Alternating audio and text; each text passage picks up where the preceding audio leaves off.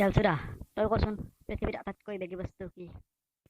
পৃথিৱীত বেগী বস্তু হৈছে পাতল পায়খানা। ও বাবা তোৰ এই ব্ৰেনটা পাৰিছা বাবু কালি যে তোক মই কবিতা এটা মুখস্থ কৰি আহিব দিছিলোঁ মুখস্থ কৰিছা না?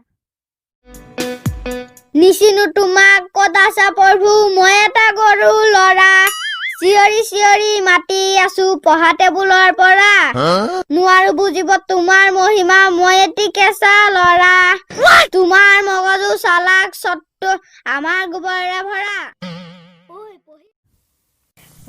তহঁতে পঢ়া হৈছাচোন অলপ অলপ পঢ়া কৰিছা এতিয়া ঘৰত তহঁতে না? শুনিছোঁ তেলচুৰা বোলে বৰ ধুনীয়া ডেন্স কৰিব জানা আৰু গান গাবও জানা। এচোন এবাৰ গানটো গাই মাৰি ডেন্স কৰি দে।